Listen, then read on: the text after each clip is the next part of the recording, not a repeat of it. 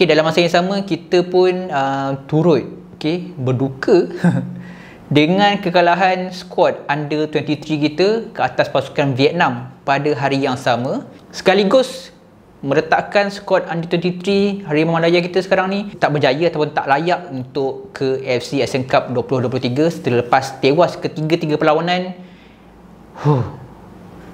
Jom kita nak ulas sikit perlawanan skuad Harimau Malaya kita under 23 dan juga skuad utama yang baru saja menewaskan pasukan Turkmenistan secara mengejut Liga 1 di Stadium Bukit Jalil. Okey, jom, let's go.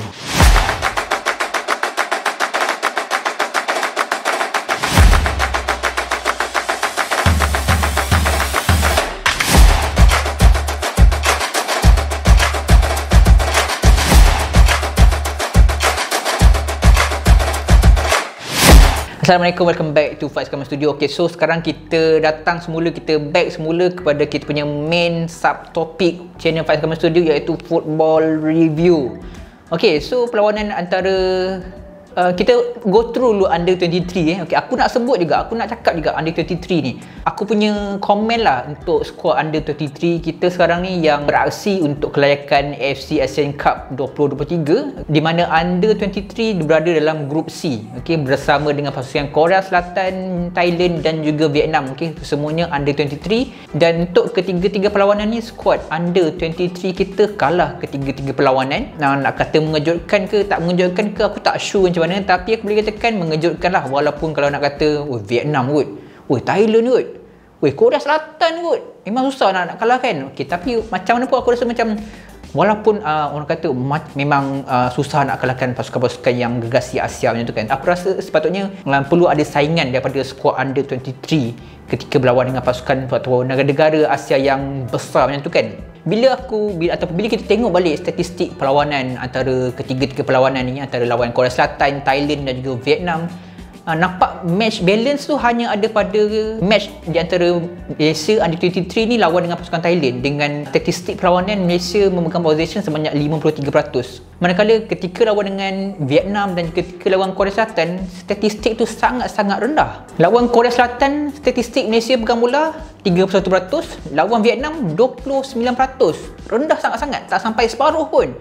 Okay, dan kalau kita kira-kira, okay, purata statistik untuk pasukan ataupun untuk skuad under 23 ni dalam kelayakan Piala Asia Grup C ni hanya 37%, tak lepas, tak sampai 40% pun, even tak sampai separuh pada statistik perlawanan purata ketiga-tiga perlawanan ni. Skuad under 23 ni mungkin perlu ditengok semula. Okay, apa-apa pun tak kisahlah nak tukar coach ke, nak tukar apa ke, mungkin perlu mencari rempah ratus yang baru, mungkin mencari player naturalisasi yang ada dalam Malaysia ni mungkin yang boleh dimasukkan dalam skuad under 23. Sebab Arif Aiman, yes, Arif Aiman memang boleh bermain dalam skuad under 23, tapi dia lebih diperlukan untuk skuad utama. So that's why Arif Aiman tak ada dalam skuad under 23. Tetapi ada pemain naturalisasi lain dekat Malaysia ni yang sepatutnya mungkin boleh dipanggil bermain dalam skuad under 23 Harimau Malaya kita. Okay, mungkin untuk next game, untuk next match, tak kisahlah competition, untuk skuad under 23 ni perlu difikirkan semula lah.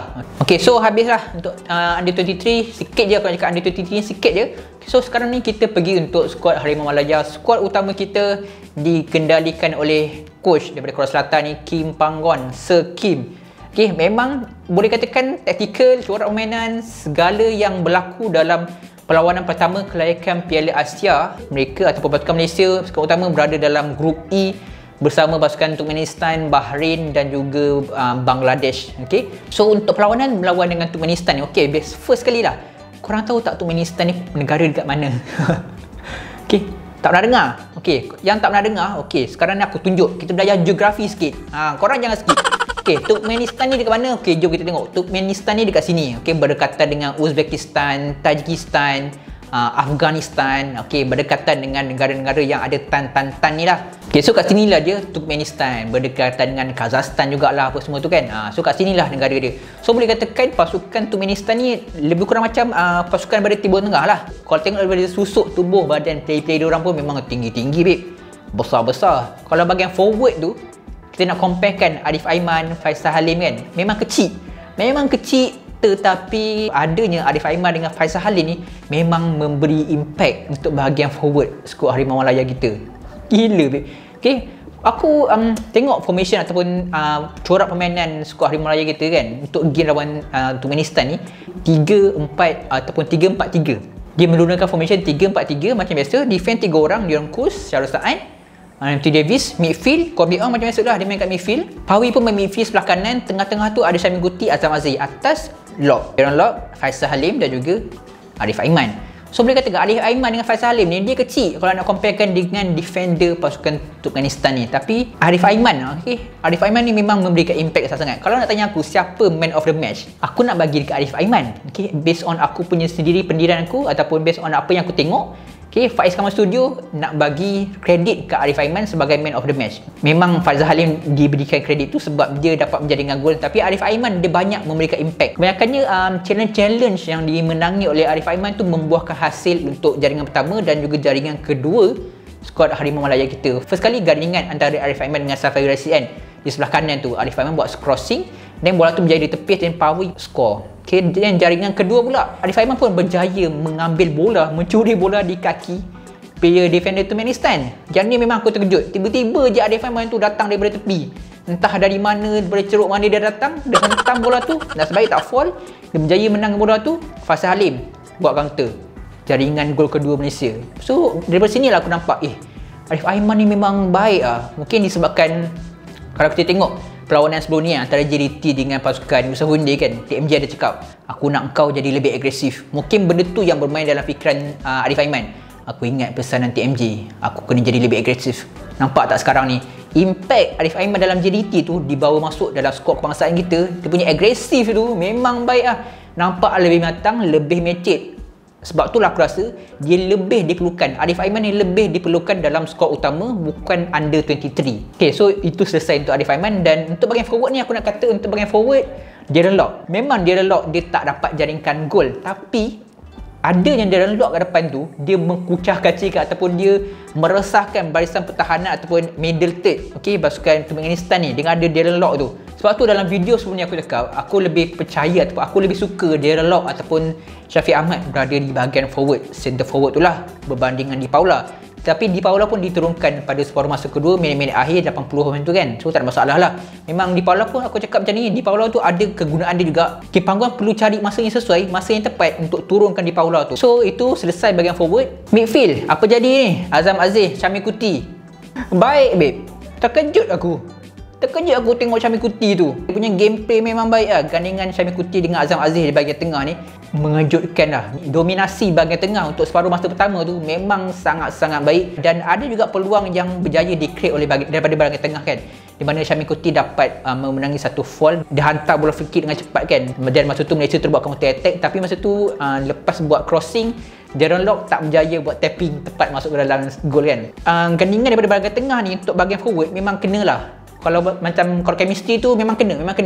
Gandingan Azam Aziz, Syamil Kuti di bahagian tengah tu dengan adanya Pawi di sebelah kanan, kuatkan lagi bahagian tengah, dan juga Kobe Ong di sebelah kiri, kuatkan bahagian forward sebelah kiri. Macam aku cakap, Pawi dengan Arif Aiman ni dia memang sesuai main di bahagian kanan kan. Pawi ni main bagi midfield, Arif Aiman main atas sikit. So kadang-kadang dua orang ni boleh tukar-tukar. So aku rasa dekat sinilah kebijaksanaan Kim Panggon menurunkan kedua-dua pemain ni, Arif Aiman dan juga Safari Rashid pada masa yang sama. Memang brilliant lah aku boleh kata Kim Panggon ni. Then boleh katakan untuk bagi midfield macam aku cakap tadi, Syamil Kuti, Azam Aziz pun ada buat beberapa try. Syamil Kuti pun ada dapat beberapa peluang yang dia hampir menjadikan gol tapi tak berjaya. Tak apa, tak ada masalah. Dion Kus, Syarul Saad dan juga Matthew Davis. Kesilapan kecil yang dilakukan oleh Syarul Saad. Simple mistake tetapi perlu dipelajari. Perlu ambil pengajaran sekarang ni, perlu ambil pengajaran untuk squad ataupun untuk barisan pertahanan pasukan Malaysia sekarang ni. Apabila ada peluang untuk buat clearance, buat terus. Jangan lengah-lengahkan, tak kisahlah kat tepi padang ke, dekat dengan line ke, dekat penjuru ke. Ada peluang untuk buat clearance, buat clearance terus. Jangan ambil mudah lah benda-benda simple kan. So overall boleh katakan statistik, kalau kita tengok dari segi statistik, dari segi shoot memang didominasi oleh pasukan Malaysia. First half memang kau lah. Aku tengok ulasan semua memang orang kata first half memang memang gila-gila. Tapi second half nampak formation ataupun gameplay Malaysia ni agak slow. Bukan slow, sebenarnya momentum Malaysia untuk second half sama je macam first half. Cuma Turkmenistan ni berjaya naikkan momentum diorang sehingga momentum Malaysia ni nampak tenggelam. Sebab tu second half nampak Turkmenistan lebih mendominasi lah bahagian attacking take diorang kan. Okay, so overall untuk first perlawanan qualified AFC Asian Cup untuk group E, pasukan Malaysia, pasukan utama kita berjaya menumpas pasukan Turkmenistan. Next game berlawan dengan Bahrain. Yes, for sure kena menang. Tak kisahlah, kalau menang lawan Bahrain ni memang automatik lah boleh ke peringkat seterusnya kan. Tapi kalau seri tu dah kira bonus. Dan kalau seri, next game kena menang, wajib menang lawan Bangladesh untuk lawanan terakhir nanti. Kalau seri, sekiranya seri lawan Bahrain. Tapi kalau menang lawan Bahrain, memang dah next step lah. Itu je. So stay tune untuk macam-macam lagi ulasan untuk perkembangan lagi berkenaan dengan pasukan kebangsaan kita dan juga JDT ke, dan juga untuk macam-macam lagi infotainment dan juga produk review dalam channel Faiz Kamal Studio ni. Ingat, channel Faiz Kamal Studio bukan setakat bola, tetapi lebih daripada bola. Assalamualaikum. I don't ever slow up, no I don't take sh**. I got no love